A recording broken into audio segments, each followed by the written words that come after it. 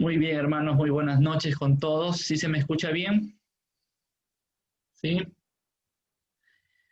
Bien, vamos a comenzar el día de hoy. Tenemos una clase muy bonita. Algunos hermanos han estado pidiendo esta clase ya hace tiempo. Se han tenido que esperar 20 clases para que llegue, desde que me la pidieron. Yo les dije todo su tiempo, va a llegar el momento de poder ver este tema. ¿Sí? Muy bien, entonces para iniciar ya vamos, como siempre, recomendarles que tengan su Biblia a la mano. Uy, le doy duro la parte. Para sus apuntes y vamos a empezar. También la recomendación de siempre, por favor, mantengan sus micrófonos apagados hasta el momento que yo realice las preguntas para que ustedes puedan abrir sus micrófonos, responder. ¿Sí? Y ahí nomás lo apagan para poder no tener interferencias de ruido, ¿sí? Entonces, vamos ya a iniciar con la oración que nuestro Señor nos enseñó. Decimos en el nombre del Padre, del Hijo y del Espíritu Santo. Amén. Padre nuestro que estás en el cielo, santificado sea tu nombre. Venga a nosotros tu reino. Hágase tu voluntad aquí en la tierra como en el cielo.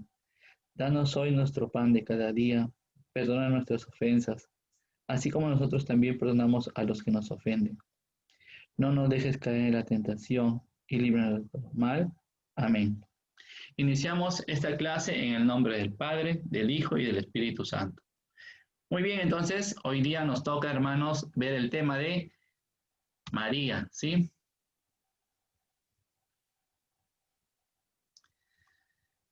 Es nuestra clase número 26.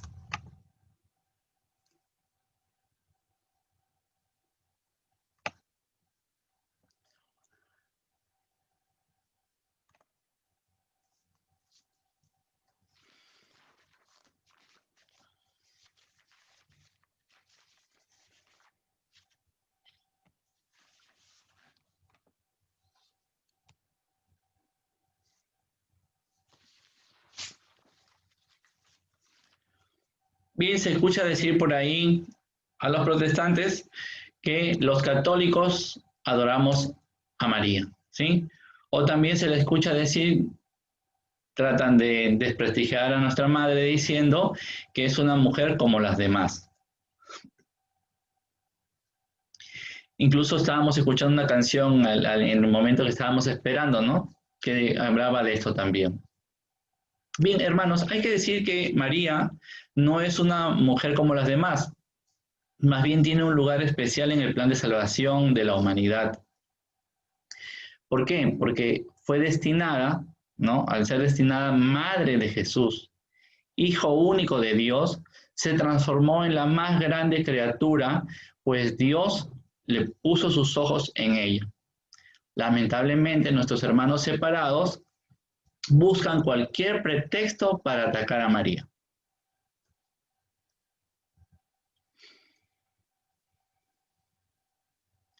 Vamos a comenzar el día de hoy con la primera cita de Lucas capítulo 2, versículo 48. Lucas 2, 48.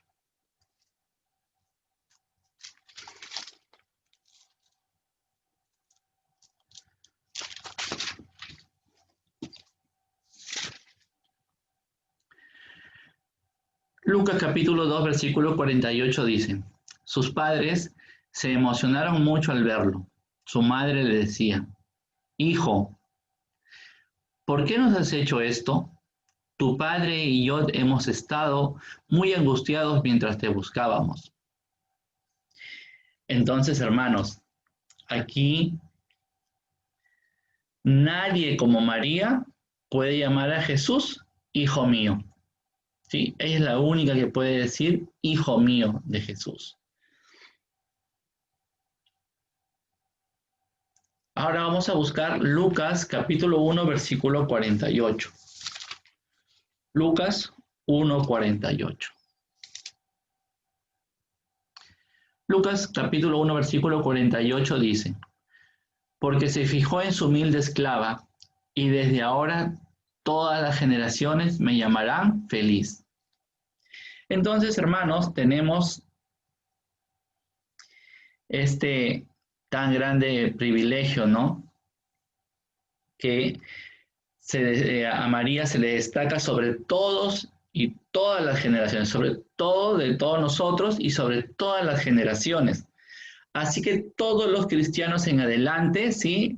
De ahí en adelante debemos llamar a María bienaventurada, porque el poderoso, el Todopoderoso ha hecho en realidad grandes cosas por ellas. Y estoy descifrando Lucas 1:49, por si acaso estoy haciendo referencia a ese versículo. Entonces, todos debemos llamar a María en adelante bienaventurada.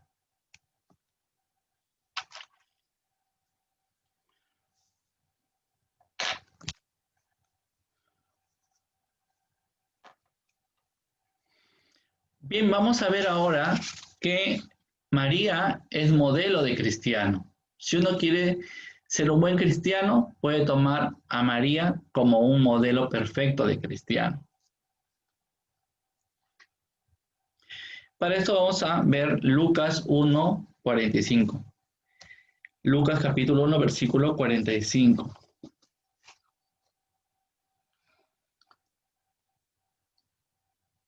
Dice, dichosa tú por haber creído que se cumplirían las promesas del Señor.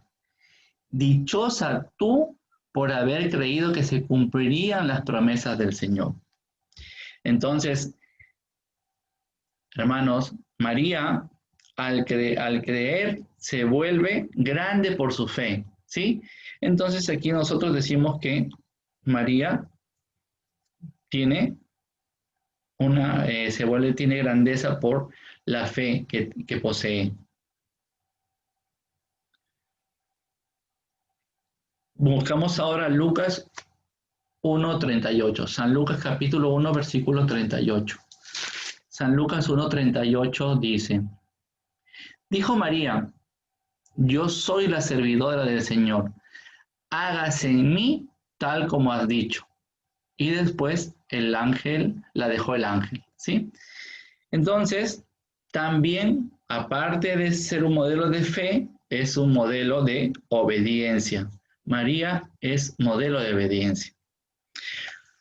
Por eso, hermanos, María se convierte para nosotros, todos nosotros, como modelo de cristiano, que al recibir el llamado de Dios, responde con generosidad en un espíritu de fe y de obediencia. María, así, responde con esa generosidad del corazón, ¿no? De espíritu, con fe y obediencia. Y lo demuestran las respuestas que ella misma le da al ángel, al enviado de Dios. También vamos a ver, hermanos, que María es el arca de la nueva alianza. San Lucas, discípulo de San Pablo, a quien acompañó en sus misiones, no conoció a Cristo, ¿sí? Y precisamente él en su evangelio recoge toda la enseñanza, todo lo que se enseñaba en realidad y se transmitía entre las primeras comunidades cristianas. Y estoy cifrando, esto lo que estoy diciendo lo pueden encontrar, pues estoy utilizando parte del mismo Evangelio de San Lucas, del capítulo 1, del versículo 1 al 4, ¿sí? Entonces, San Lucas no conoció a Jesucristo, pero sí conoció la enseñanza que daban los apóstoles, que se transmitía entre las primeras comunidades cristianas.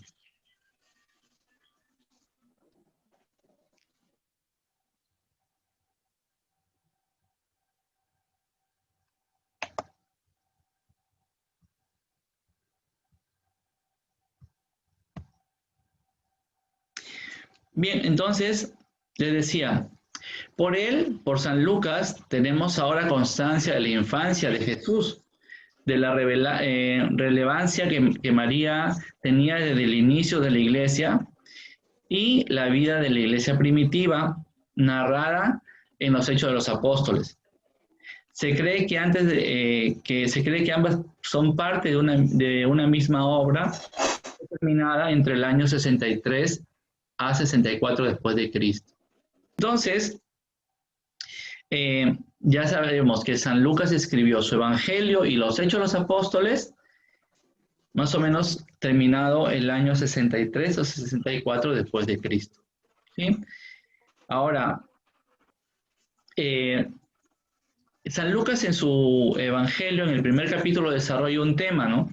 Cómo María se transforma en el arca de la nueva alianza.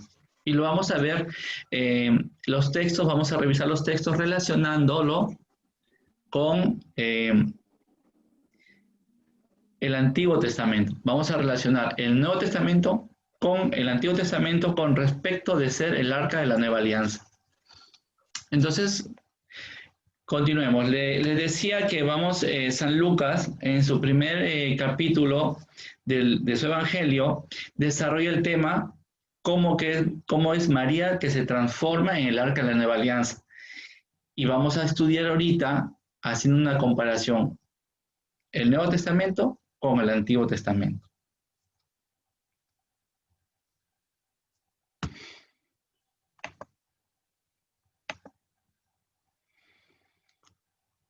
Primero vamos a ver el paralelo entre danza. Y vamos a leer Lucas capítulo 1, versículo 41. Lucas 1, 41. Lucas 1, 41 dice, al oír Isabel su saludo, el niño dio saltos en su vientre. Isabel se llenó del Espíritu Santo. Dice nuevamente, le voy a volver a leer. Al oír Isabel su saludo, el niño dio saltos en su vientre. Isabel se llenó del Espíritu Santo. Muy bien, entonces, ¿quién dio saltos? Ahora sí pueden abrir sus micrófonos y responder. ¿Quién es el que dio saltos? Isabel. San Juan Bautista. Juan en el vientre de Isabel. Bautista, claro. ¿No? El que dio saltos fue Juan, el primo de Jesús, el que íbamos a conocer posteriormente como Juan el Bautista. Perfecto, entonces Juan es el que da saltos dentro del vientre de su madre al tener la presencia de María, ¿sí? Que llegaba a visitar a su madre Isabel. Muy bien, entonces ahora vamos a buscar Segunda de Samuel, capítulo 6, versículo 14. Segunda de Samuel 6, 14.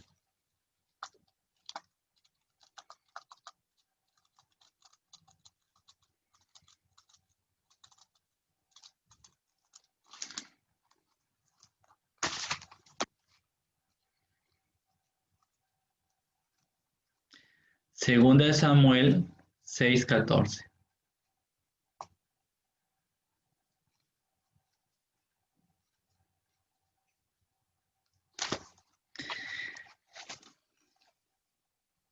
Segunda de Samuel 6, 14 dice,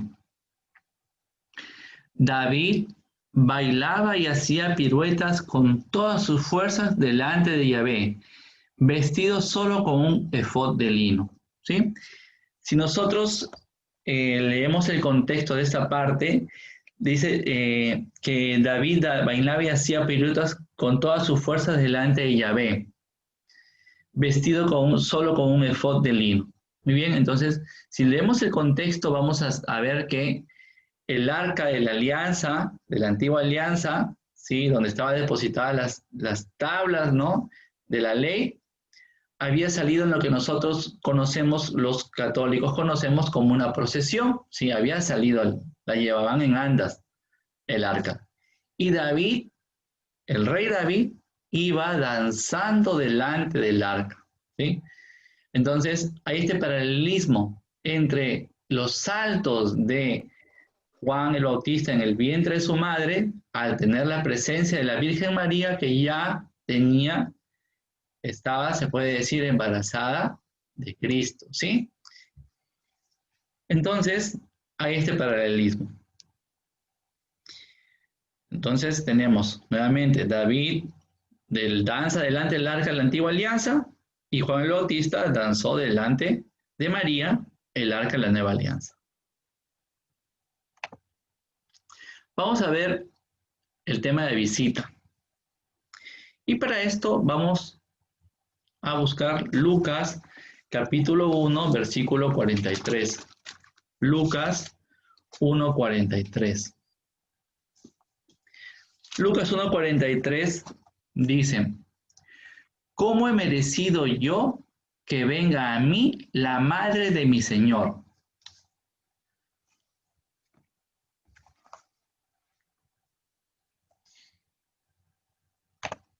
Y ahora vamos a buscar 2 Samuel capítulo 6, versículo 9. 2 Samuel 6, 9. Dice, ese día sintió David un verdadero temor por Yahvé y se dijo, ¿y el arca de Yahvé va a entrar en mi casa? Entonces, David se pregunta, ¿cómo llevará el arca de la alianza a su casa? E Isabel dice lo mismo al tener frente a María, ¿sí? ¿Qué decía Isabel? Decía, ¿cómo he merecido yo que venga a mí la madre de mi Señor? Entonces tenemos el paralelo entre la visitación, ¿sí? La visita del arca para David y el arca visita a Isabel.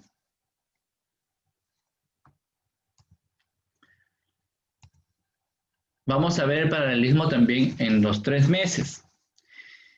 Y vamos a buscar Lucas 1:56. San Lucas capítulo 1, versículo 56 nos dice, María se quedó unos 3 meses con Isabel y después volvió a su casa. María se quedó unos 3 meses con Isabel y después volvió a su casa. Ahora vamos a buscar 2 Samuel capítulo 6, versículo 11. 2 Samuel 6:11 nos dice, el arca de Yahvé permaneció 3 meses en la casa de Obed-Edom de Gad, y Yahvé bendijo a Obed-Edom y a toda su familia. Entonces, hermanos, el arca estuvo 3 meses en la casa de Obed-Edom y los bendijo. Y María, el arca de la nueva alianza, permaneció 3 meses en la casa de Isabel y bendijo el hogar de esa manera de Isabel. Vamos a ver el paralelismo entre la sombra del Altísimo. Y para eso vamos a buscar Lucas capítulo 1, versículo 35. Lucas capítulo 1, versículo 35. Lucas capítulo 1, versículo 35 nos dice, contestó el ángel, el Espíritu Santo descenderá sobre ti y el poder del Altísimo te cubrirá con su sombra. Por eso, el niño santo que nacerá de ti será llamado Hijo de Dios. Ahora vamos a revisar la cita, Éxodo capítulo 40, versículo 34. Éxodo capítulo 40, versículo 34.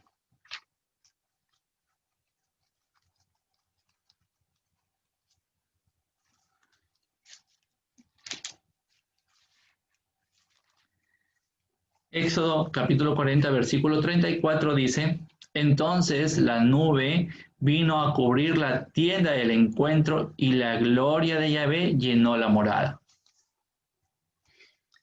Vamos a buscar otra cita adicional sobre este tema en el Antiguo Testamento. Segunda de Crónicas, capítulo 5, versículo del 11 al 14. Segunda de Crónicas, capítulo 5, versículo del 11 al 14.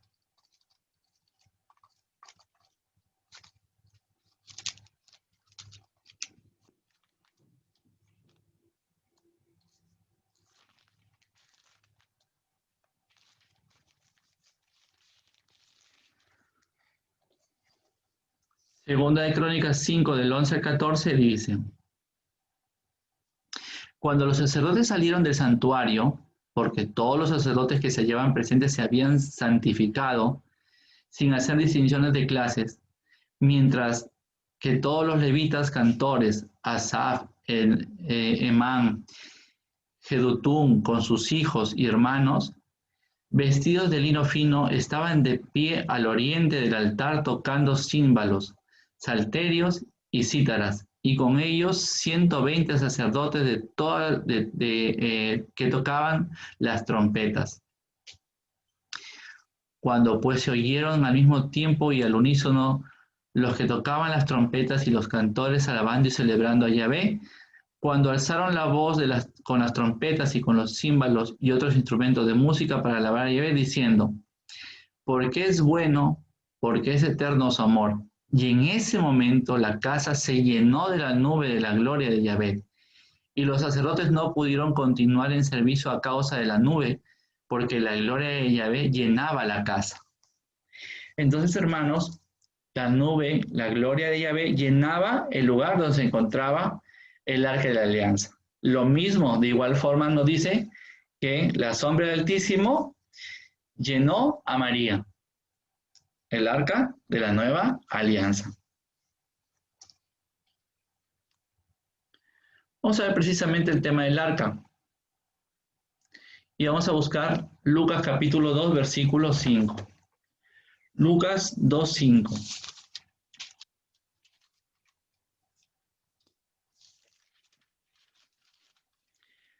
Lucas capítulo 2, versículo 5 dice, ¿no?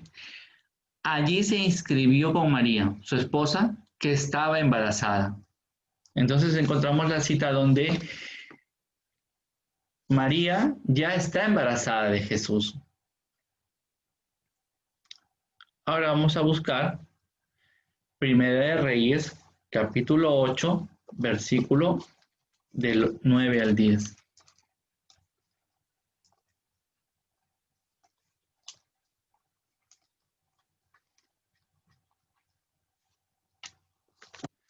Primera de Reyes, capítulo 8, versículo del 9 al 10. Dice, en el arca no hay nada más que las 2 tablas de piedra que Moisés colocó allí en el Horeb, cuando Yahvé pactó la alianza con los israelitas cuando salieron de Egipto. Cuando los sacerdotes salían del santo, la nube ocupó la casa de Yahvé. Bien, entonces nos dice que dentro del arca solo estaban depositadas las tablas de la ley, que eran el pacto de la antigua alianza, con el antiguo pueblo de Israel. Entonces, el arca de la alianza solo contenía estas 2 tablas de piedra de la ley. Ya les digo, ¿no? Les vuelvo a repetir que era símbolo de alianza del pueblo de Israel que debía seguir. El pueblo de Israel debía seguir lo que estaba escrito en las tablas que contenía el arca. María solo tuvo en su vientre a Jesús, solo tuvo a Jesús, el autor de la nueva alianza, al que nosotros debemos seguir como nuevo pueblo de Dios. Si el antiguo pueblo de Dios tenía la ley depositada en el arca, que esa ley debían cumplir, lo mismo, María, el sello de la nueva alianza, tuvo de su vientre a Jesús, ¿sí? Al cual nosotros debemos seguir. Y bien, entonces ahora vamos a pasar a otro tema. Con respecto de María, vamos a ver qué es. María es inmaculada. Hermanos, Dios, habiendo destinado a María como madre de su Hijo, la liberó de cualquier mancha de pecado, desde el momento de su concepción, ¿sí? Por eso es que buscamos esta cita, ¿no? Lucas capítulo 1, versículo 28. Lucas 1, 28. Lucas 1, 28 nos dice, llegó el ángel hasta ella y le dijo, alégrate, llena de gracia, el Señor está contigo. ¿Sí? Entonces, hermanos, María es llena de gracia, es decir, llena del amor de Dios.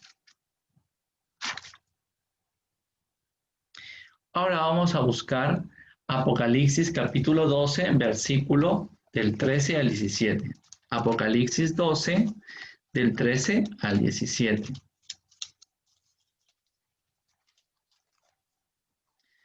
Apocalipsis capítulo 12, versículo del 13 al 17 nos dice: Cuando el dragón vio que había sido arrojado a la tierra, se puso a perseguir a la mujer que había dado a luz al varón. Pero le dieron a la mujer dos alas, las dos alas del águila grande, para que volara al desierto, a su lugar.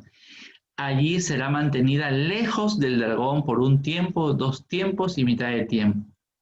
Entonces, la serpiente vomitó de su boca como un río de agua detrás de la mujer para que la arrastrara. Pero la tierra vino en ayuda de la mujer. Abrió la tierra su boca y se tragó el río que el dragón había vomitado. Entonces el dragón se enfureció contra la mujer y se fue a hacer la guerra al resto de sus hijos, es decir, a los que observan los mandamientos de Dios y guardan las declaraciones de Jesús. Muy bien, entonces, hermanos, aquí encontramos que Satanás persigue a María para morderla, ¿no? ¿Sí? Como estaba escrito en el Génesis 3:15, ¿no? La serpiente vomitó como un río de agua para arrastrar a María al pecado, pero no lo alcanzó, el pecado no lo alcanzó. ¿Por qué? Porque está en el cielo gracias a que se le dieron 2 alas de águila, ¿no? Que recibió.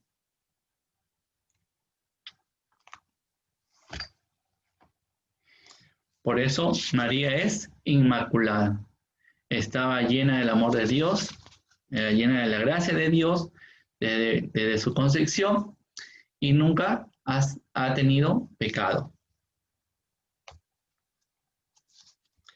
Ahora vamos a ver también otro temita que es muy cuestionado también con nuestros hermanos de las sectas protestantes, ¿no? Cuando nosotros los católicos decimos Madre de Dios, y ellos no lo entienden, ¿no? Nos atacan, ¿cómo es posible, no? Ya hacen a María más que a Dios, ¿no? Porque ellos entienden que nosotros estamos afirmando que primero estaba María y después se hizo Dios, ¿no? Ellos lo toman así. Pero vamos a ver a qué nos referimos los católicos cuando decimos que es Madre de Dios. Y para eso vamos a buscar la primera cita, que es Mateo capítulo 1, versículo 23. Mateo 1, 23.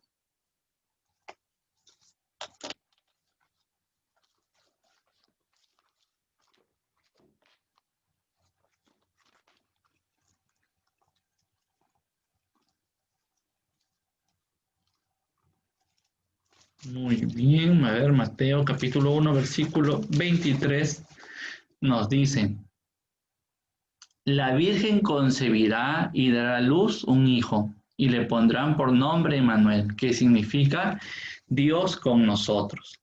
¿Sí? Entonces, hermanos, aquí voy a resaltar que dice Dios con nosotros. ¿Sí?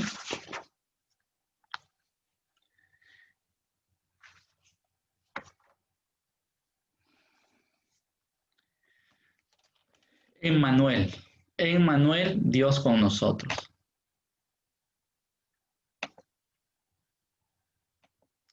Ahora busquemos Marcos capítulo 1, versículo del 10 al 11. Marcos 1, del 10 al 11.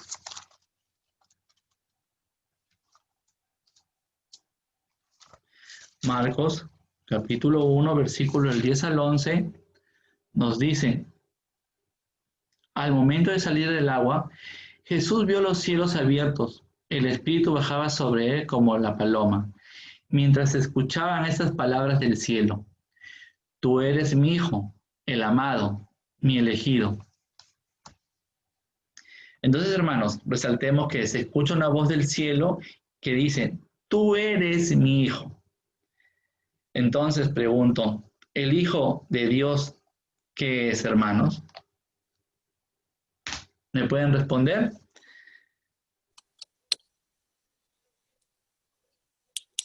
El Hijo de Dios. ¿Qué es el Hijo de Dios? Dios. Dios. Así es, ¿no?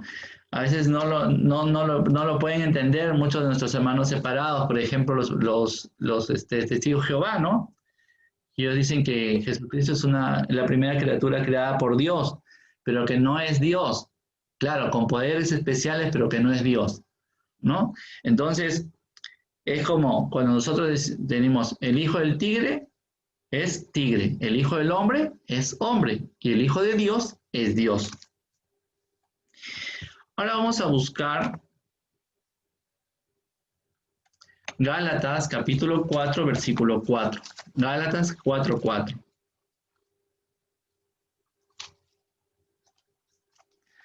Gálatas capítulo 4, versículo 4.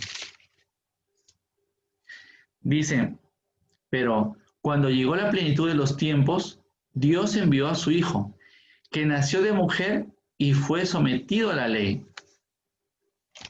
Entonces, Dios envió a su Hijo, nacido de mujer, por supuesto, por obra del Espíritu Santo, ¿sí?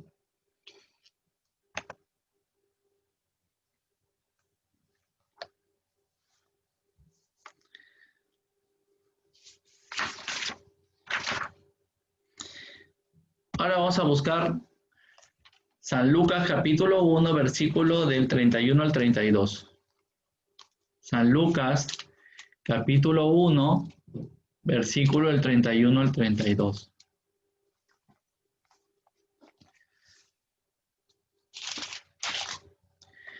San Lucas 1, del 31 al 32, dice, concebirás en tu seno y darás a luz un hijo, al que pondrás el nombre de Jesús. Será grande y justamente será llamado Hijo del Altísimo. El Señor Dios le dará el trono de su antepasado David. Muy bien, entonces hermanos, aquí encontramos que será llamado Hijo de Dios, Hijo del Altísimo, ¿sí? Entonces, si es Hijo de Dios, es Dios, ¿sí?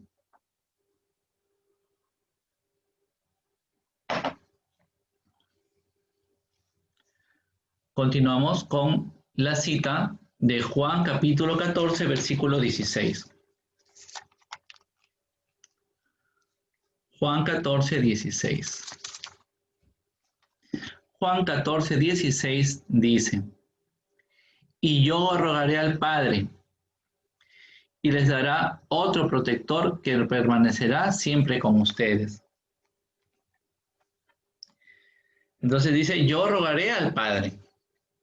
O sea, es hijo de Dios. Vamos a Juan capítulo 5, versículo 18. Juan 5, 18. Juan capítulo 5, versículo 18.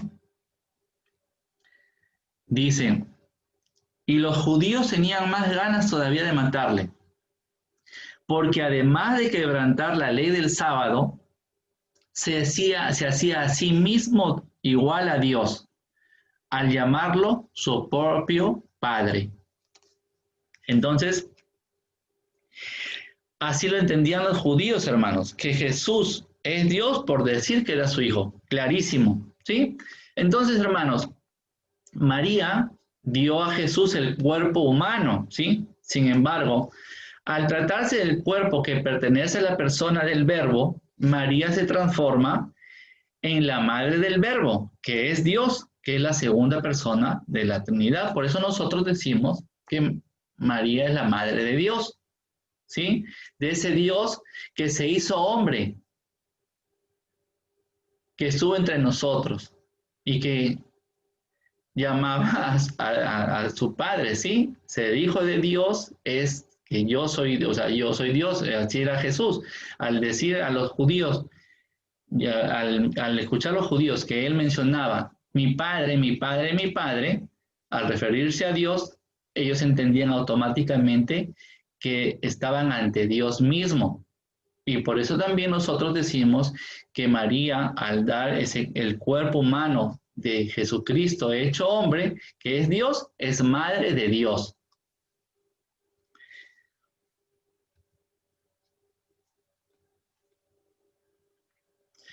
Muy bien, ahora vamos a buscar o ver el tema que María es madre de la iglesia. ¿Cómo es esto? Que no solo es madre de Dios, sino también de la iglesia. Sí, también es madre de la iglesia. Busquemos 1 Corintios capítulo 12, versículo 13. 1 Corintios capítulo 12, versículo 13.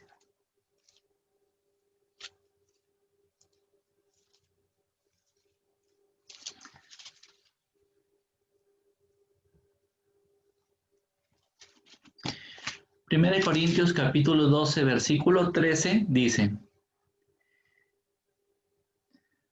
hemos sido bautizados en el único espíritu para que formáramos un solo cuerpo.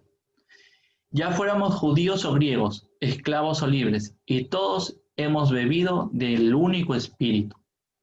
Repito, hemos sido bautizados en el único espíritu para que formáramos un solo cuerpo. Ya fuéramos judíos o griegos, esclavos o libres, todos hemos bebido del único espíritu. Muy bien, entonces hermanos, la iglesia es la continuación de Cristo en el mundo. Sí, eso lo tenemos clarísimo, ¿no? Es su cuerpo místico. Entonces, al ser María madre del cuerpo físico de Jesús, porque ya sabemos que es madre del cuerpo físico de Jesús, ella también es la madre de su cuerpo místico, que es la iglesia. Por eso decimos y afirmamos que María es madre de la iglesia. Si fue madre del cuerpo físico, también es madre del cuerpo místico. Muy bien.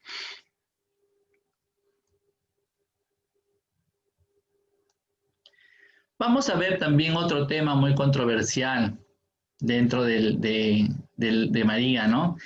Siempre virgen. Esta doctrina, hermanos, la encontramos claramente en la iglesia desde el principio, como se le catequizó a San Lucas. ¿Sí? Vamos a ver eso. Lucas 1:34. Vamos a volver a leer Lucas 1:34.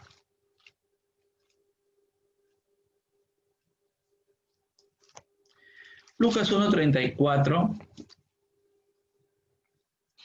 nos dice: María entonces dijo al ángel: ¿cómo puede ser eso si yo soy virgen?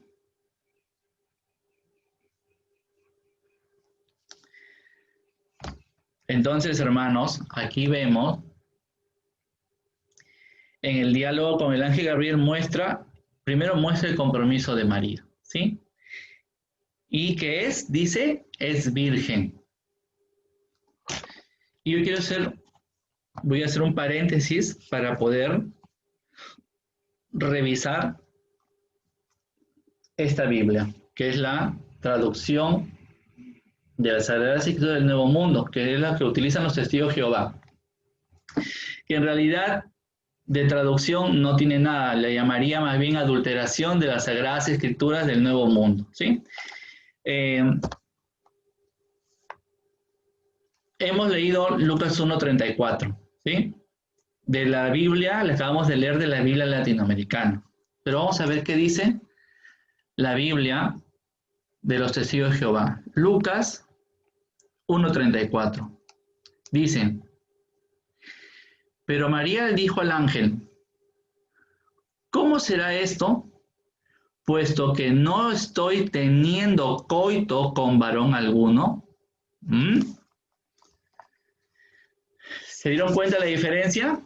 Pueden abrir sus micrófonos y responderme. Claro. Ajá. ¿Qué dice qué nos está diciendo la Biblia de los testigos de Jehová? ¿La adulteración qué nos dice?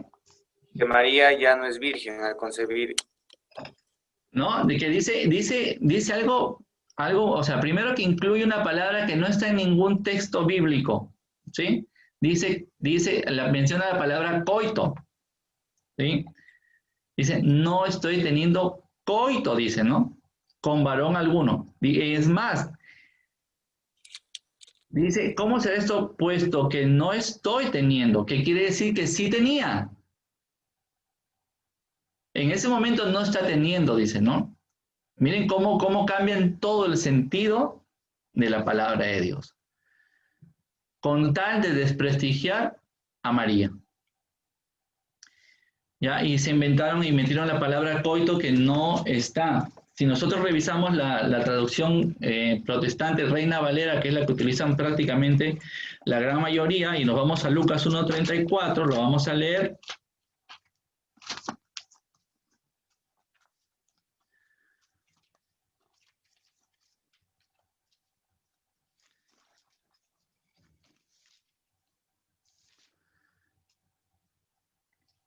Lucas capítulo 1, versículo 34, de la Reina Valera, ¿sí?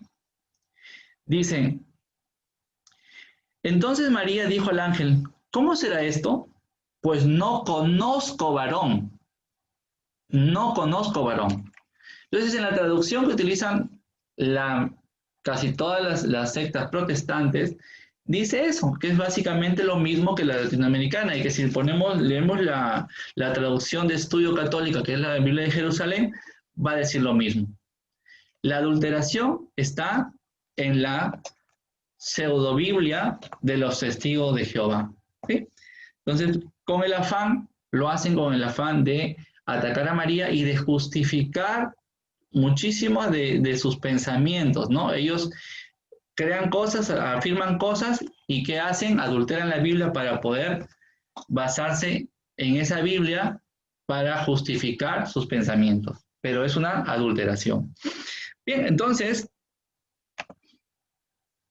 dice la María no conozco varón, o sea, que es virgen, ¿sí? Ahora vamos a Lucas 1:35.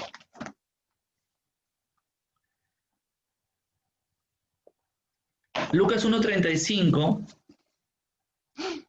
dice, contestó el ángel, el Espíritu Santo descenderá sobre ti y el poder del Altísimo te cubrirá con su sombra. Por eso el niño santo que nacerá de ti será llamado Hijo de Dios. ¿Sí?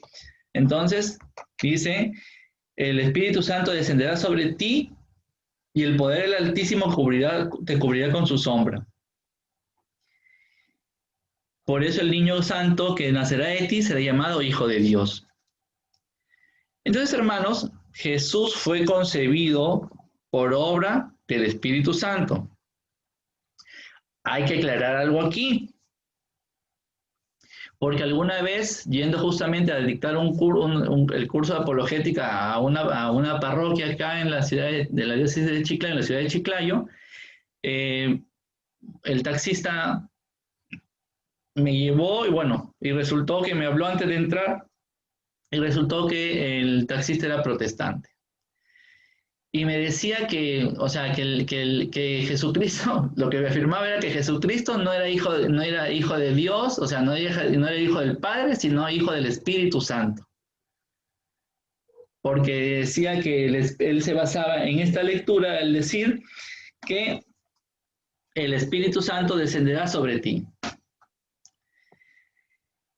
Una locura, locura de una interpretación así, jalada de los pelos, ¿sí? Entonces, hay que aclarar esto para que ustedes también, si en su oportunidad se encuentren con un protestante que les afirme tal cosa, puedan ustedes aclararle la idea, ¿sí? Y la enseñanza. El Espíritu Santo, hermanos, es el medio por el cual María quedará embarazada, no queda embarazada del Padre y no del Espíritu. O sea, María no queda embarazada del Espíritu Santo, María queda embarazada del Padre, ¿sí? Ya lo dije, porque hay protestantes que afirman que el Espíritu Santo embaraza a María, dando a entender que es el Padre de Jesús. Voy a poner un ejemplo humano para que tengamos un poco más de, quizás de la idea más clara, ¿sí? Para poder explicar de una forma sencilla, práctica, con la que se pueda entender. Es como cuando un médico toma el espermatozoide, ¿sí? Del varón para fertilizar el óvulo de la mujer. Y después lo coloca, lo fertiliza, ¿sí? El óvulo con el espermatozoide y lo coloca ya en el útero, ¿sí? Entonces, mi pregunta es la siguiente, ¿no? ¿Quién es el padre? ¿El varón o el médico?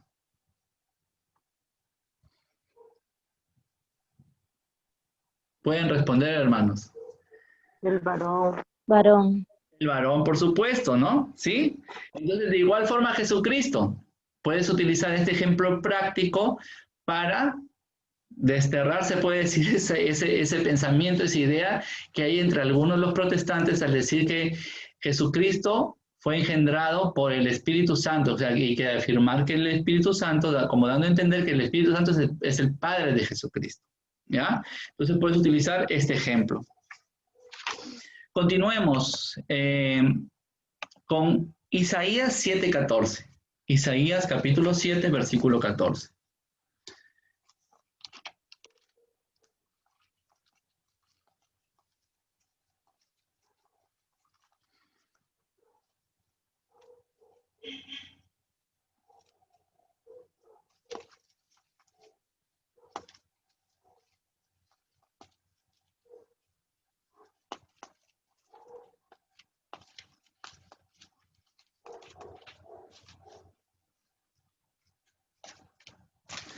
Isaías 7:14 dice, el Señor pues le dará esta señal. La joven está embarazada y da a luz un varón a quien le pone el nombre de Emmanuel, Dios con nosotros. Vuelvo a leer. Isaías 7:14, ¿sí? Dice, escuchen bien y síganme con sus Biblias. El Señor, pues, les dará esta señal. La joven está embarazada y da a luz un varón a quien le pone de nombre Emmanuel, Dios con nosotros. Hay que gustar el texto, hermanos, sí, hay que escudriñar bien el texto, ¿no? Ya en la clase de textos de la interpretación de la Biblia, en la clase hemos explicado, ¿no? Que hay que meternos mucho en el texto, ¿no? Aparentemente, si nosotros lo leemos rápidamente, sin profundizar, no nos va a haber cosas que son imperceptibles si no nos detenemos. Aquí, hermanos, la profecía de Isaías nos revela que es un hecho o dos hechos lo que tienen que cumplirse para saber que ha llegado el Mesías. Quiero que me digan, ¿es uno o dos hechos?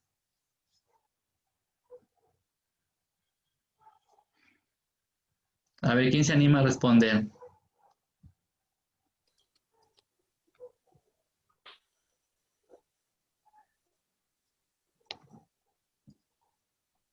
Un hecho. Dos.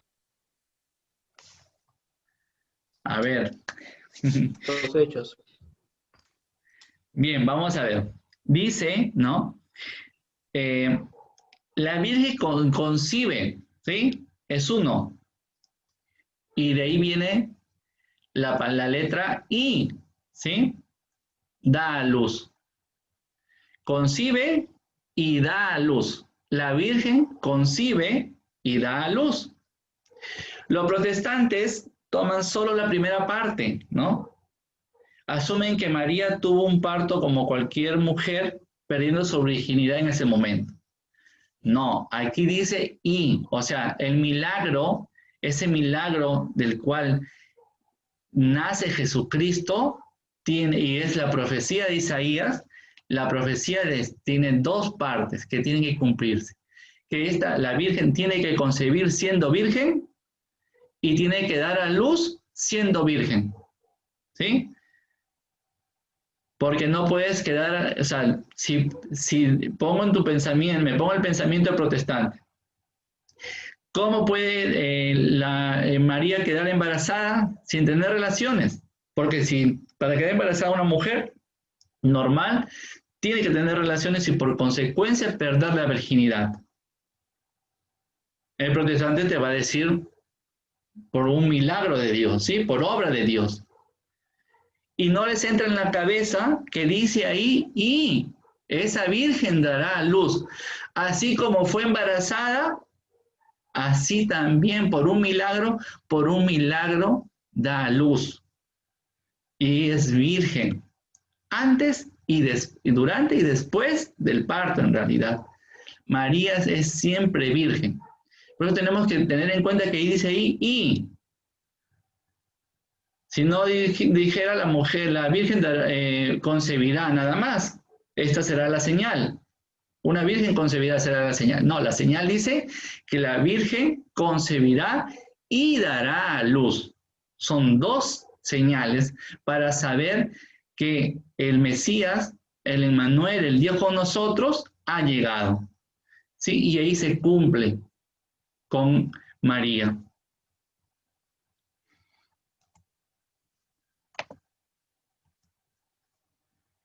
Entonces ahí estoy poniendo justamente en la presentación del PowerPoint que les estoy compartiendo, estoy resaltando, es ahí, ¿no? Muy importante, que son dos cosas. Dos cosas son lo que tenía que cumplirse, dos hechos tenían que cumplirse. Que la Virgen concibe y que la Virgen dé a luz. Y siga siendo virgen, porque ese es el milagro. ¿Ya? Vamos a ver un texto muy importante para afirmar y respaldar lo que estamos diciendo, ¿sí? Porque el protestante dice, no, tiene que estar en la Biblia, ¿no? Eso es lo que dices tú, a pesar de que no dices, si ya estamos analizando el texto verdaderamente y con la mente y el corazón abierto a la palabra, sabemos que ese y que nos está indicando dos condiciones. Pero vamos a ver que la Biblia respalda a lo que los católicos decimos. Vamos a buscar el Salmo capítulo 22, versículo 10. Salmo 22, 10.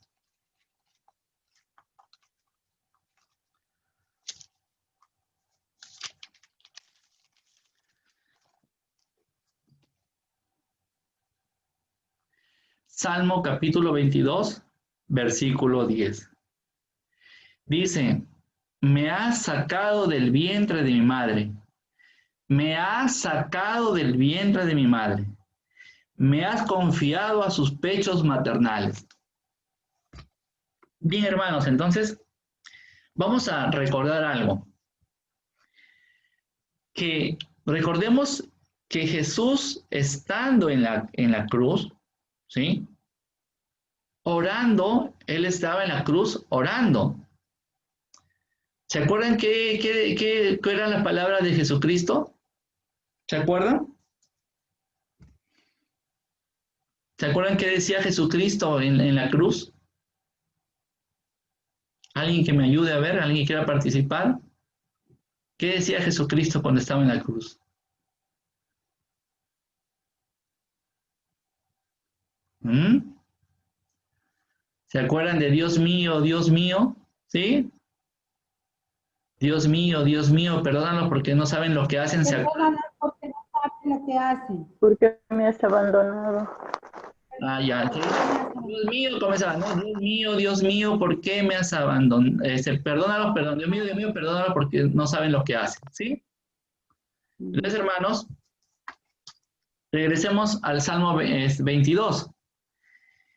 Y versículo 2 dice, Dios mío, ¿por qué me abandonaste? ¿No?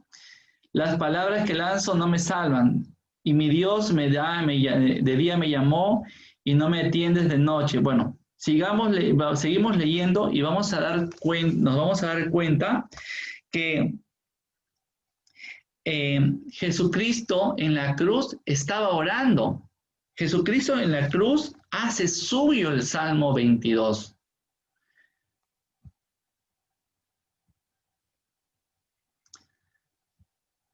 Y el Salmo 22, precisamente, nos dice en el versículo 10, me has sacado del vientre de mi madre, me has confiado a sus pechos maternales. Entonces nosotros los católicos sí tenemos una cita donde que respalda lo que nosotros afirmamos y que es verdad, ¿sí?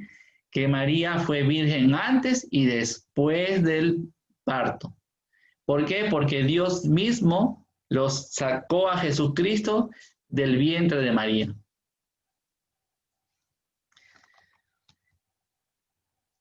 Entonces, hermanos, la Biblia respalda la doctrina de la Santa Madre Iglesia Católica y no respalda las calumnias de los protestantes. No hay una cita que diga que María tenía relaciones con José. No hay, ¿sí? No es cierto, ya lo hemos visto en el tema de que María tuvo más hijos. No existen esos hijos. Eran hermanos de Jesús, mas no dice la Biblia por ningún lado, hijos de María. María fue siempre virgen.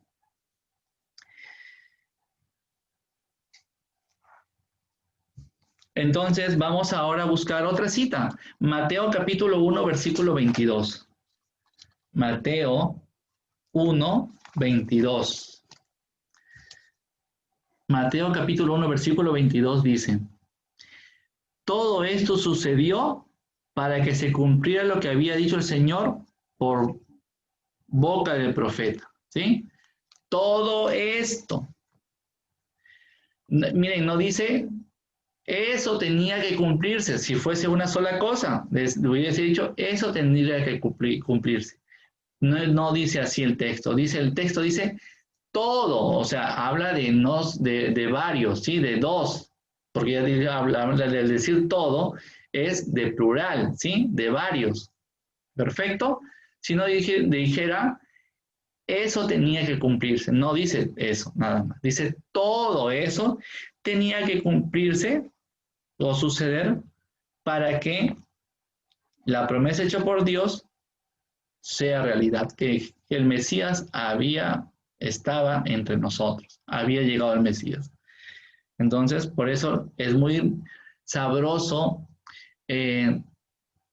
examinar el texto, ¿sí?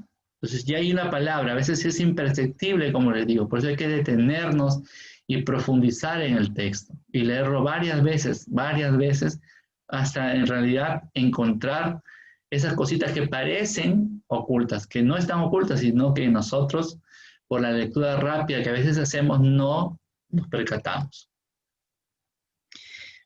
Bien.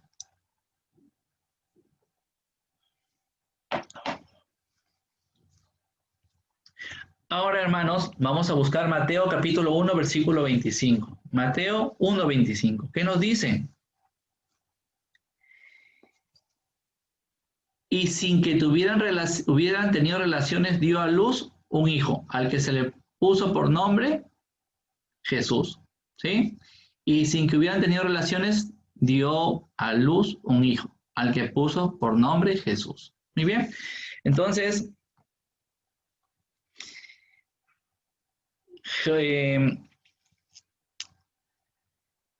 José jamás tuvo relaciones con María.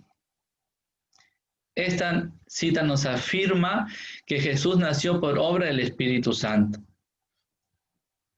Pero me gustaría revisar el texto de la Biblia Reina Valera. Mateo 1, 25.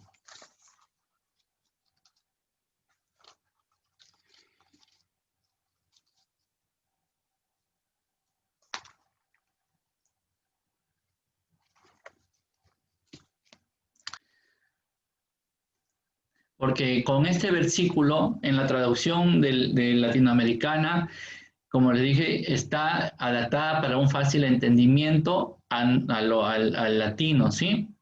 Traducida al español y para que el latino pueda entender. Pero si vamos a utilizar, por ejemplo, la Reina Valera, que es la que leen nuestros hermanos protestantes, ellos van a encontrar una palabra que les cambia todo, ¿ya? Desaltera todo.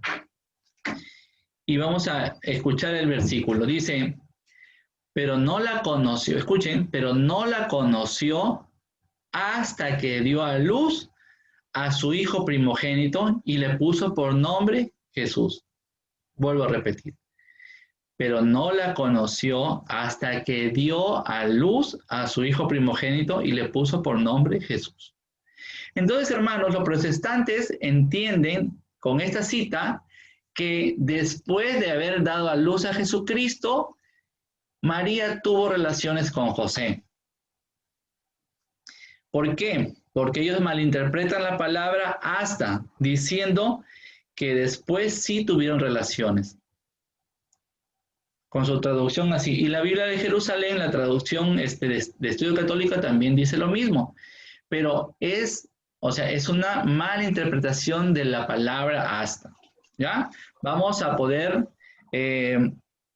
buscar ahora, para dejar claro este tema, vamos al libro, a la segunda libro de Samuel, capítulo 6, versículo 23. ¿Sí?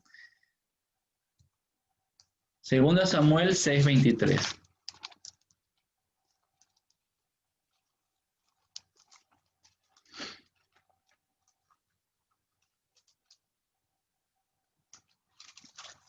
Segunda Samuel 6, 23.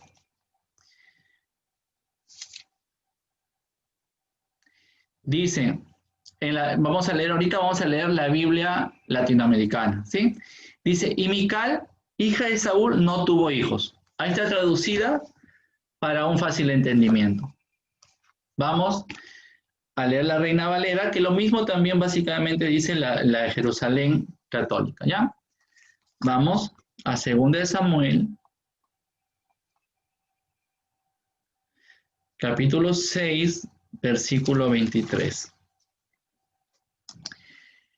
2 Samuel 6, 23 dice, y Mical, hija de Saúl, nunca tuvo hijos hasta el día de su muerte. Y Mical, hija de Saúl, nunca tuvo hijos hasta el día de su muerte. Entonces, hermanos, aquí vemos cómo se utiliza la palabra hasta, ¿no? Entonces, pensando como piensan los protestantes, que cuando dice hasta, después pasa lo contrario, podemos afirmar que Mical tuvo hijos después de muerta, ¿no? Porque dice hasta el día de su muerte. Podríamos afirmar eso. ¿Será cierto?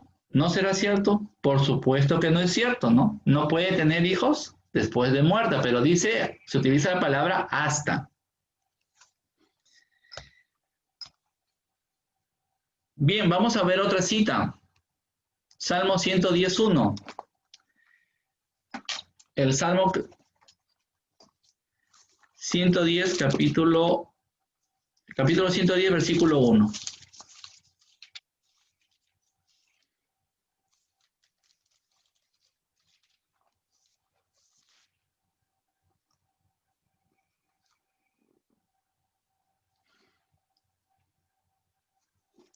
Bueno, la latinoamericana dice, palabra del Señor a mi Señor, siéntate a mi derecha y ve cómo hago de tus enemigos la tarima de tus pies. Vamos a la traducción de Jerusalén, católica Jerusalén, ¿sí?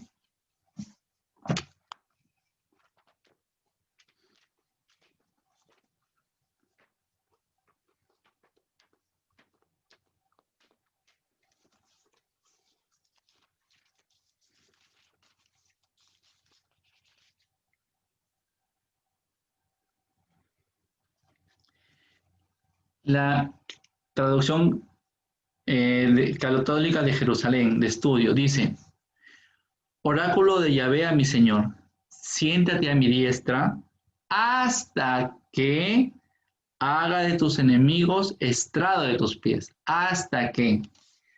Y lo mismo va a decir la Reina Valera, va a poner la palabra hasta que, ¿sí? hasta. Entonces, hermanos, afirmaríamos entonces que cuando le haya dado a todos sus enemigos, ¿sí? Ya no va a estar sentado a su derecha, ¿no? Porque es solo hasta. Porque después cambia, ya no va a estar sentado a la derecha. No es así. Entonces, es una mala interpretación de la palabra hasta. Es como que precisamente antes de iniciar la clase, aquí en Chiclayo, había comenzado una lluvia, ¿no? Yo antes de iniciar la clase abrí la puerta, sonaba y vi que era la lluvia. Perfecto, entonces yo puedo afirmar, digo, hasta que comencé mi clase, llovía. Pero eso no quiere decir que después de que comencé mi clase dejó de llover. No, no dice, no estoy afirmando eso, ¿no? Ya, pero los protestantes lo entienden así. El hasta como que después cambia a lo contrario. Es más, en realidad el sonidito seguía afuera, ¿no? Seguía lloviendo. Pero yo dije, hasta que inicié mi clase, llovía. Entonces, hermanos, hay que tener cuidado con el uso de las palabras. Nuestros hermanos separados no se van a quedar callados en este tema. En este tema son muy incisivos. Y nos van a sacar, nos van a hacer leer Lucas capítulo 2, versículo 7. Lucas capítulo 2, versículo 7. Lucas 2, 7, vamos a la latinoamericana.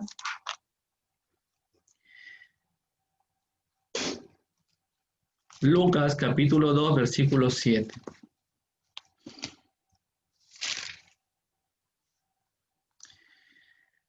Lucas capítulo 2, versículo 7 dice,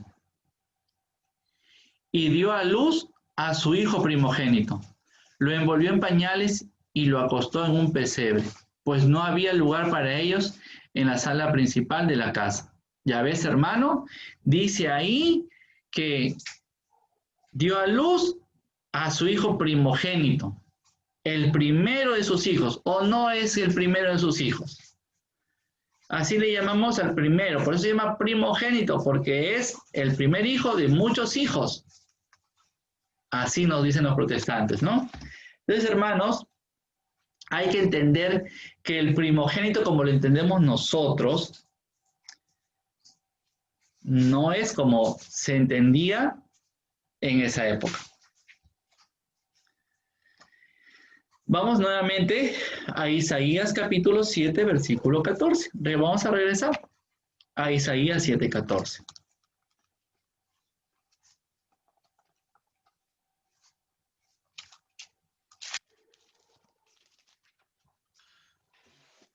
Isaías 7, 14 dice,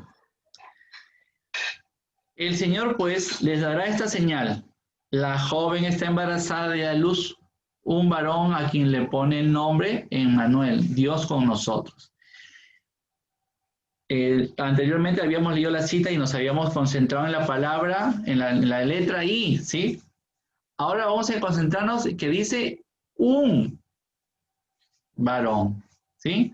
Dice, y da a luz un varón, uno nada más. ¿Ah? Entonces, según la profecía de Isaías, la Virgen dará a luz un varón. María solo tuvo un hijo. Los protestantes confunden esta palabra de primogénito, se confunden con esa palabra. Y vamos a ver Lucas, para esto vamos a buscar Lucas capítulo 2, versículo del 22 al 24. Lucas capítulo 2, versículo del 22 al 24.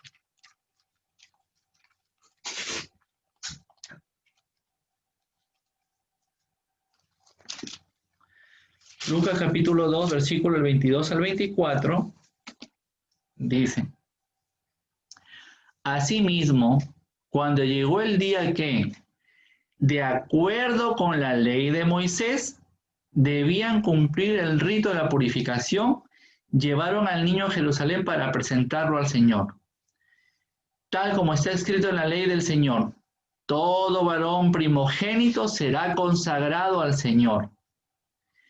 También ofrecieron el sacrificio que ordena la ley del Señor, una pareja de tórtolas o 2 pichones. Entonces, hermanos, según la ley, el primer nacido era llamado primogénito. Así no tuviera más hermanos, así no hubiera más hijos.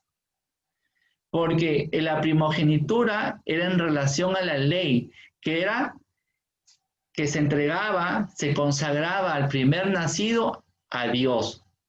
Por eso se llamaba primogénito, porque viene de primicia, ¿sí? Viene la palabra primicia. Y ya hemos visto también en temas anteriores cómo la primicia se daba de todo animal, ¿sí?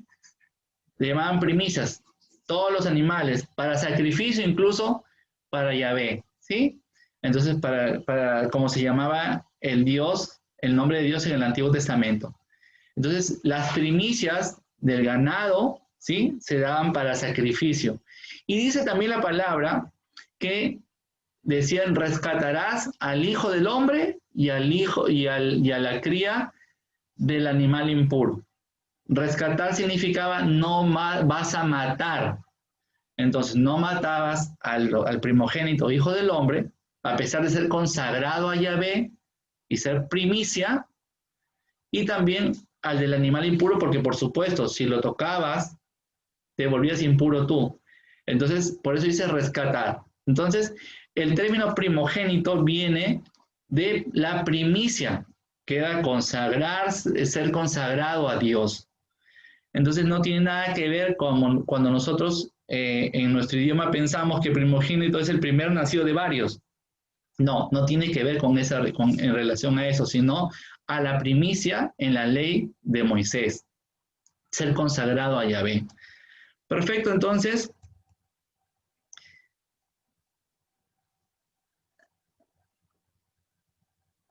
por eso, hermanos, eran presentados al templo. Pero tenemos una prueba extrabíblica también con respecto del tema primogénito. Esta prueba extrabíblica ya la hemos conversado en otra oportunidad, pero se los voy a hacer recordar. En otra clase la utilicé también. En el año 1922 se encontró un sitio arqueológico llamado Tel el Yehudiet en Egipto, y ahí hay se encontró una lápida sepulcral escrita en griego que data del año 5 a.C., que dice: la joven madre judía Arsinoe murió entre los dolores del parto al dar a luz a su hijo primogénito. Así dice la lápida, ¿no? La joven madre judía Arsinoe murió entre los dolores del parto al dar a luz a su hijo primogénito. O sea que después de muerta siguió dando a luz otros niños. No, se dice primogénito porque en el judaísmo, en el Antiguo Testamento, el primer nacido era consagrado a Dios. Más claro, ni el agua. Entonces tenemos que primogénito es por primicia, porque es por consagrado a Dios. ¿Perfecto? Ahora vamos a ver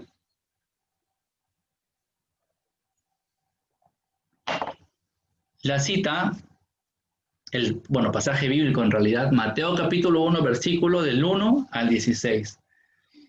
Mateo capítulo 1, versículo del 1 al 16.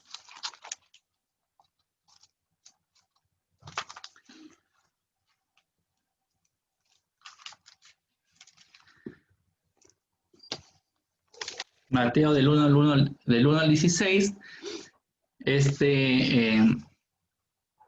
nos dice: documento de los orígenes de Jesucristo, hijo de David e hijo de Abraham. Abraham fue padre de Isaac y de Jacob. Jacob fue padre de Judá y de sus hermanos. De la unión de Judá y de Tamar nacieron Farés y Sera. Farés fue padre de Esrón y Esrón de Aram. Aram fue padre de Nimabad este de Naasón y Naasón de Salmón. Salmón fue padre de Booz y Rahab su madre. Booz fue padre de Obed y Ruth su madre. Obed fue padre de Jesé. Jesé fue padre del rey David. David fue padre de Salomón y su madre, la que había sido esposa de Urías. Salomón fue padre de Roboam, que fue padre de Abías. Luego vienen los reyes Asa, Josafat, Joram, Osías, Joatán, Ahaz, Ezequías, Manasés, Amón y Josías. Josías fue padre de Jeconías y de sus hermanos, en los tiempos de la deportación a Babilonia. Después de la deportación a Babilonia, Jeconías fue padre de Salatiel y de Zorobabel. Zorobabel fue padre de Abiud, Abiud de Eliacim, Eliacim de Azor.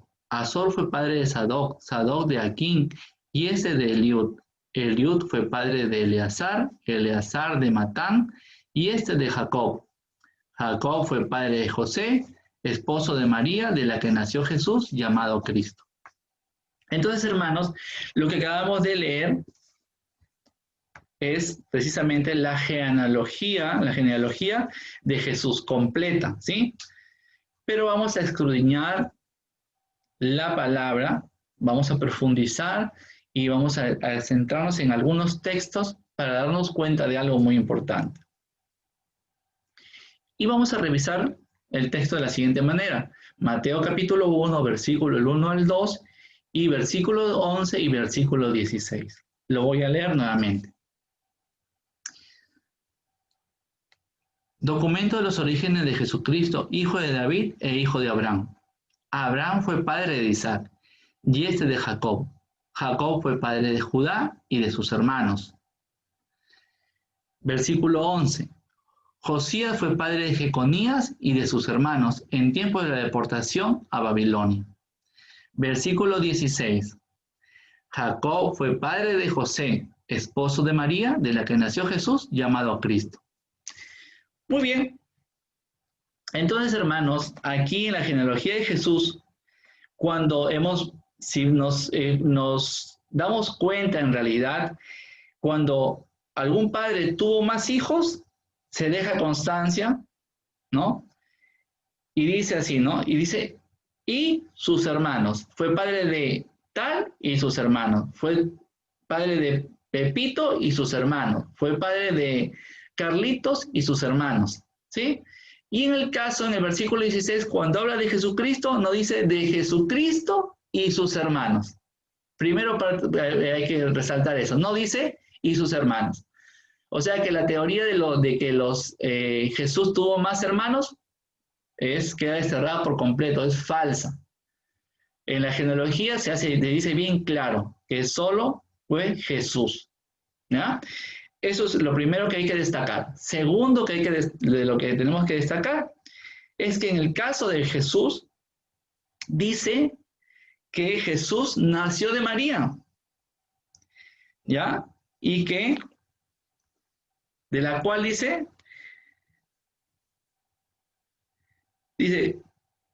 ya, Jacob fue padre de José. José, esposo de María, de la que nació Jesús llamado Cristo, ¿sí?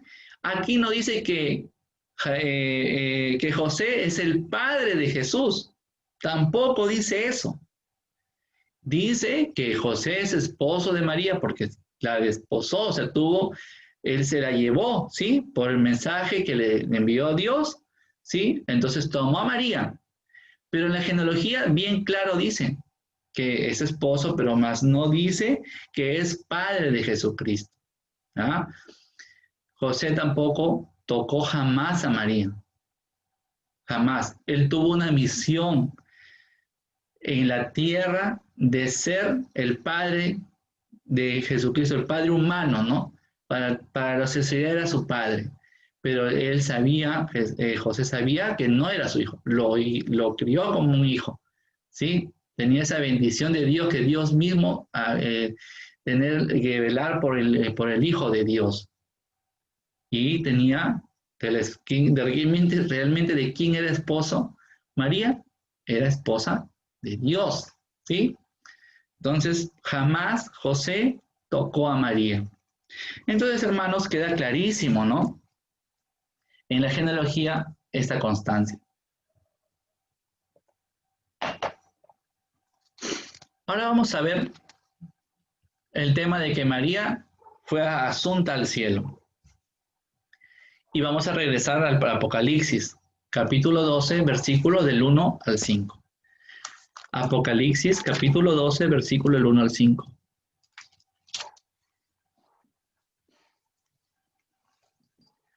Apocalipsis, capítulo 12, versículo, perdón, del 1 y 5.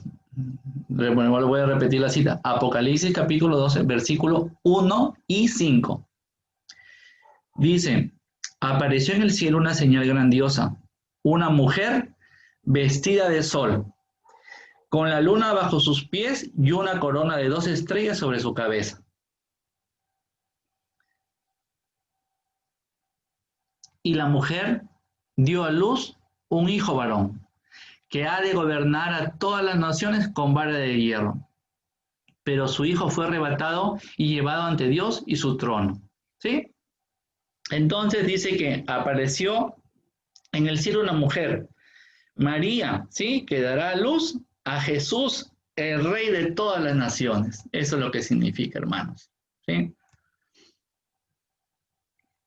Y vamos al Apocalipsis capítulo 12, al versículo 14. Apocalipsis 12, 14. El 12, 14 dice, pero se le dieron a la mujer 2 alas del águila grande para que volara al desierto a su lugar, y allí será mantenida lejos del dragón por un tiempo, 2 tiempos y mitad de un tiempo. Muy bien, entonces se le dieron 2 alas para que María esté en el cielo, fuera del alcance de Satanás. Por eso dice, apareció en el cielo una mujer, con la luna bajo sus pies, con 2 estrellas, ¿sí? Entonces, hermanos, jamás fue alcanzada y se le dio esas alas para que pueda llegar al cielo.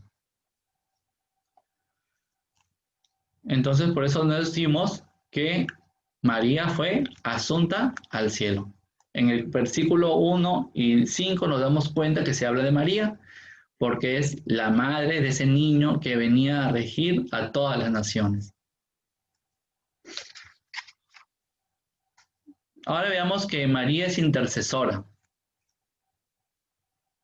Y vamos a buscar y vamos a analizar cómo se intercede en la Biblia. Vamos rápidamente, ¿no? Porque la intercesión ya la hemos visto en otra clase, ¿sí? En la clase de culto le hemos revisado ampliamente este tema de la intercesión. Pero vamos a ver rápidamente Juan capítulo 2, versículo 1 al 11. Juan capítulo 2, versículo del 1 al 11.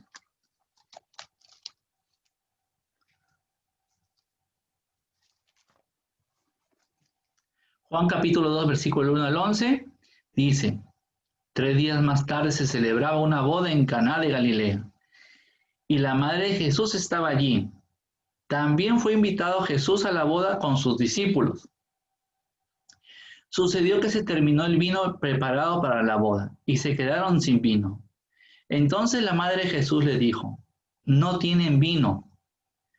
Jesús le respondió, ¿qué quieres de mí, mujer? Aún no ha llegado mi hora. Pero su madre dijo a los sirvientes, hagan lo que él les diga.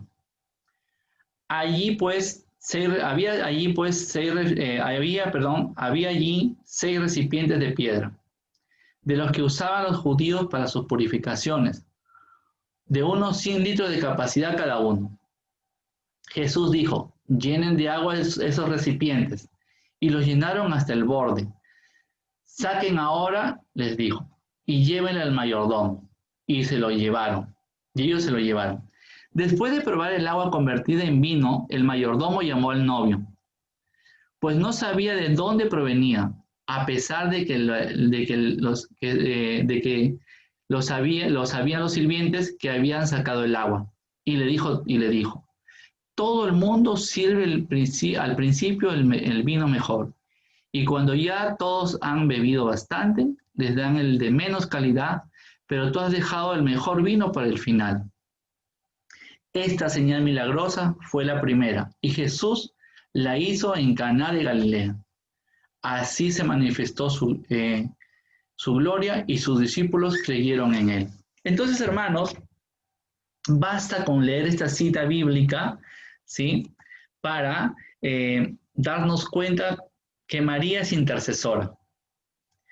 Pide por los novios y les dice a los sirvientes, hagan lo que Jesús ordena. ¿Sí? Miren ese mensaje poderoso de María. Hagan lo que Jesús dice. ¿Sí? Hay que hacerle caso a Jesús. Y precisamente por este primer milagro, sin ser estar en su tiempo, como Jesús le dice, no es mi hora, ¿sí?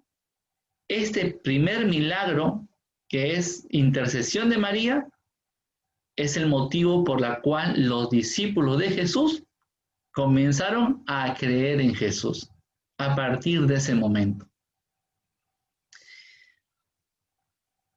Ahora vamos a ver Romanos capítulo 8, versículo 34. Romanos 8, 34.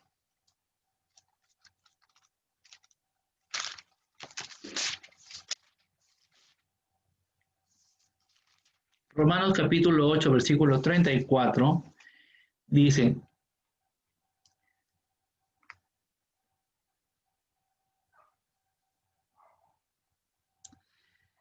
¿quién los condenará? ¿Acaso será Cristo el que murió y más aún resucitó y está sentado a la derecha de Dios intercediendo por nosotros? Entonces, hermanos, aquí encontramos que Jesucristo ruega por nosotros al Padre. O sea, Jesucristo también intercede por nosotros ante el Padre.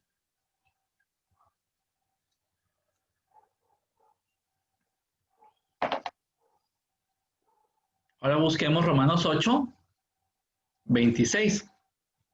Ahí nomás. Dice, somos débiles, pero el Espíritu viene en nuestra ayuda. No sabemos cómo pedir ni qué pedir, pero el Espíritu lo pide por nosotros con gemidos inefables. Entonces, tenemos el Espíritu Santo pidiendo por nosotros, o sea, el Espíritu Santo ruega por nosotros.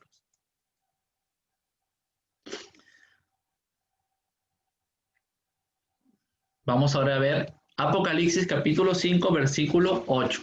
Apocalipsis 5, 8.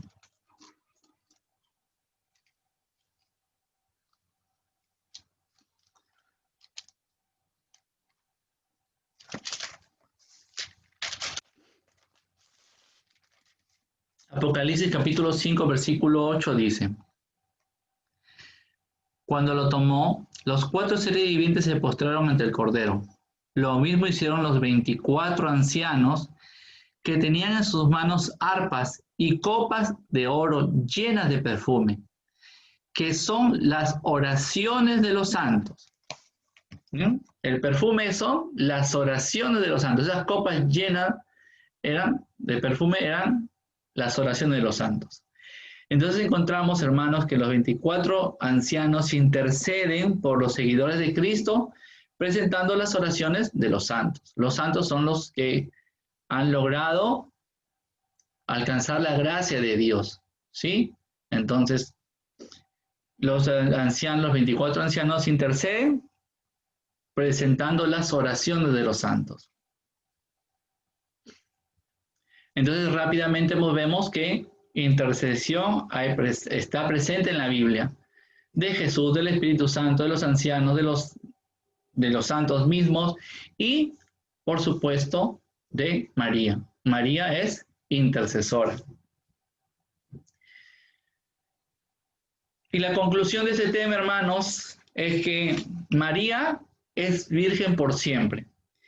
Es el arca de la nueva alianza de su único Hijo Jesucristo nuestro Señor, Madre de Dios y de la Iglesia, que intercede por nosotros en el cielo.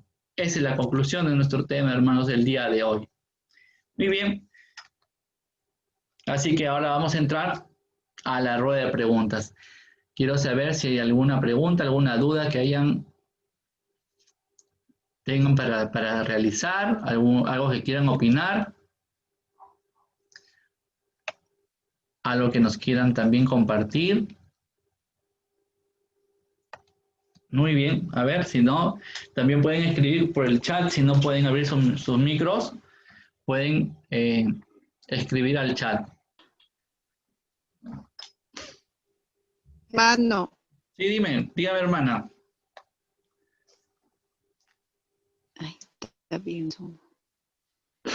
María Leandra, madre, María es intercesora o mediadora, ¿qué diferencia hay? Muy bien. El mediador es solo Cristo Jesús, es mediador, el único, ¿sí? Es por el medio del cual nosotros alcanzamos la salvación. Interceder es rogar por alguien, ¿sí? Esa es la diferencia. Intermediario, mediación, mediador es uno solo. Un mediador que es Cristo Jesús. Por él, nosotros hemos alcanzado la gracia, ¿no? Recibimos la gracia por él. Esa es la diferencia. Jesucristo es el mediador. Pero a la vez Jesucristo ruega por nosotros. Es el medio, pero también ruega por nosotros ante el Padre. ¿Sí? Pero Él es el mediador de la salvación. Bien, hermana Ana, ¿está bien? ¿Alguna duda más? ¿Le quedó claro? Gracias. Zoom está un poco mal. Sí, su audio está fallando, sí. Sí, intercortado, mi Zoom está mal, estoy Sí, la señal. mal. Hermano César dice, hermano, mi pregunta, ¿quién es madre de Santiago, hermano del Señor? Muchos estudiosos afirman que no es María de Cleofás.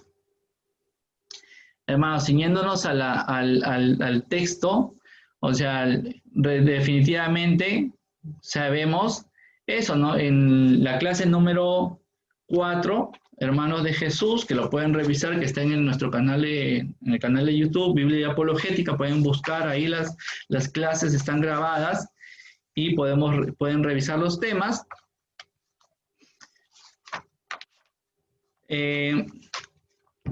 Lo que yo le puedo decir, hermano, es lo siguiente. Nosotros, basados en la Biblia, podemos determinar de que ninguno de ellos que aparecen como los denominados hermanos de Jesús es hijo de María. No hay ni un solo texto que diga que sean hijos de María. Y en eso debemos concentrarnos. En eso debemos centrarnos, ¿sí? Quizás puede ser que sea otra persona la madre, pero en ningún caso, y ya lo hemos visto, dice que es Madre de María. Sabemos, deduciendo quiénes, interpretándola, o sea, leyendo los textos paralelos respecto de los hermanos de Jesús, descubrimos que dentro de las mujeres que estaban frente al Señor, crucificado, estaba la mujer de Cleofás, ¿sí? Que era la mamá, según se dice también, de Santiago, ¿ya? Pero eso lo pueden ustedes revisar en la clase 4, que como les repito, está en el YouTube, en el canal de YouTube nuestro, que es Biblia y Apologética. A ver. Hermano, yo tendría otra consulta. Sí, hermano, dígame. ¿Cómo se podría explicar las apariciones marianas? Bien, hermano, la iglesia en realidad, bueno, esto es fuera de la apologética de lo que normalmente yo enseño, ¿no? Pero la iglesia nos dice, o sea, que esto son manifestaciones que no estamos nosotros como católicos como si fuesen dogma de fe, por si acaso, ¿sí? ¿Ya? Nosotros tenemos la libertad de creer, como no creer, pero más no es un dogma de fe, ¿sí? Hay manifestaciones de la Virgen que han sido, se puede decir, verificadas y proclamadas por la Iglesia, pero hay otras que no hay esa certeza por parte de la Iglesia. Pero, como les repito, solo es una advocación a la Virgen, más no es parte, se puede decir, de la enseñanza de la teología de la Iglesia. ¿Ya? Eso es lo que le puedo decir respecto de lo poco que sé respecto de ese tema, hermano. Muchas gracias. Ya. ¿Alguno otro con otra pregunta?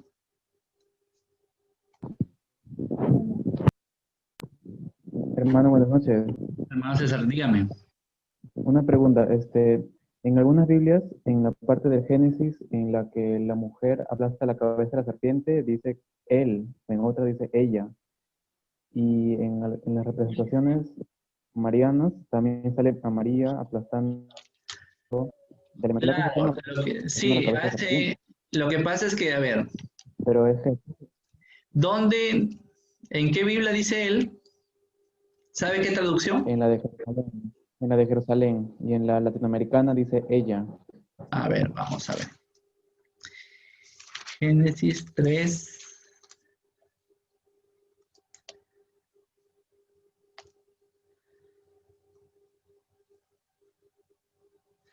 A ver, yo tengo acá, esta es la latinoamericana, vamos a la de Jerusalén.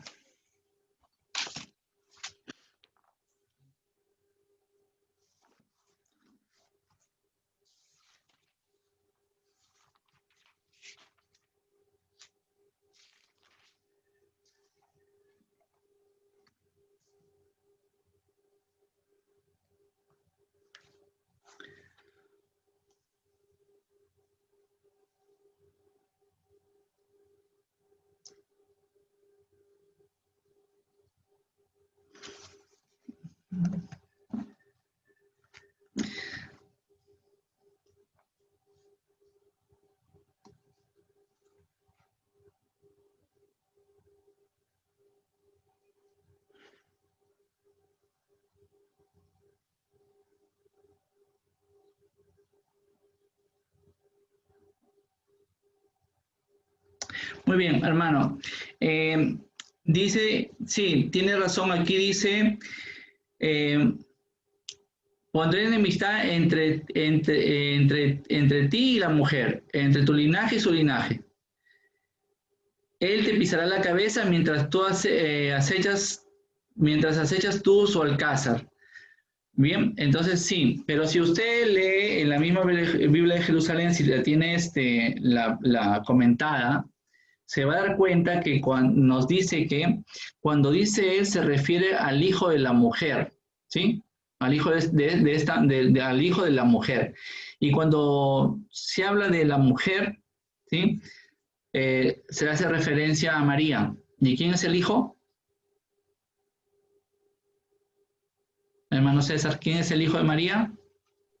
Jesús. Jesús, ¿ya? Entonces, por eso dice él. Y si leemos el comentario de la Biblia de Jerusalén, nos dice lo siguiente, ¿no? Este versículo, conocido como protoevangelio o primer buen anuncio, afirma la adversión radical entre la serpiente y la humanidad, pero deja entrever la superioridad y la victoria final de esta. La traducción griega, al comenzar la última frase con un pronombre masculino, atribuye esa victoria no al linaje de la mujer en general, sino a uno de sus descendientes de la mujer.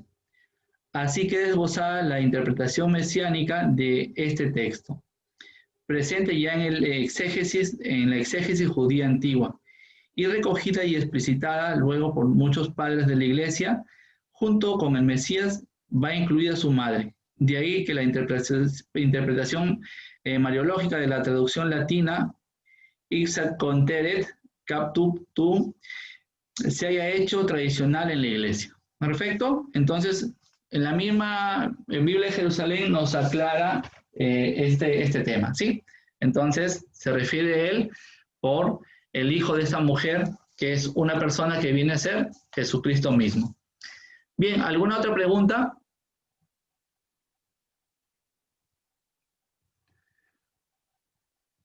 ¿Alguna otra pregunta, otro aporte? A ver, en el chat no tenemos nada más. Bueno, hermanos, si no hay más preguntas, vamos a A ver, creo que ingresó una.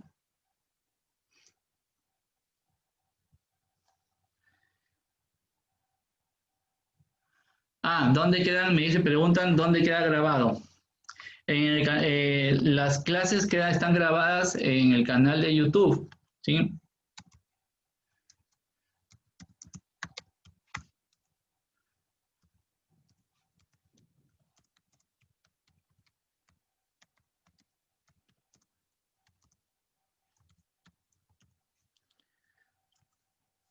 Muy bien, entonces ahorita vamos a pasar precisamente a eso, hermana. Vamos a ver, para que mostrarles mis redes sociales, cómo pueden ponerse en contacto conmigo.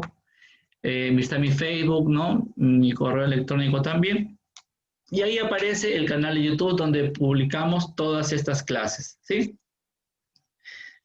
Bueno, hay que hacer una edición, ¿no? Hay que hacer unos cortes de tiempos muertos, pero ya editadas se suben al canal. Perfecto, entonces ahí puede revisar la hermana el canal Biblia Apologética vía todas las clases que vamos teniendo de este curso de apologética. Perfecto, también las puede compartir, le puede poner su comentario y también darle me gusta o no me gusta, dependiendo de usted, cómo realmente lo que le haga sentir, se puede decir, la enseñanza que tenemos. Le puede dar me gusta o no me gusta. Bien, hermanos, entonces ya la próxima clase, el próximo sábado, comenzamos con el tema del Apocalipsis, capítulo 1, se podría decir, ¿no? Vamos a tener el Apocalipsis, en realidad es un tema y un libro muy bonito como para poder estudiarlo mucho, tendríamos para un mes de clases por lo menos, ¿no? Pero vamos a hacer dos clases, que es lo más sencillas posibles, para que se entienda de forma rápida el Apocalipsis. Perfecto, que es una carta de consuelo y de esperanza para el cristiano, ¿ya? Entonces, en la próxima semana vamos a tener este tema. Y para concluir, vamos a regalar una rosa a nuestra Madre María, diciendo, en el nombre del Padre, del Hijo, del Espíritu Santo, Dios te salve María, llena eres de gracia, el Señor es contigo, bendita tú eres entre todas las mujeres, y bendito es el fruto de tu vientre Jesús. Santa María, Madre de Dios, ruega por nosotros los pecadores, ahora y en la hora de nuestra muerte. Amén. Esta clase haya concluido en el nombre del Padre, del Hijo y del Espíritu Santo. Amén.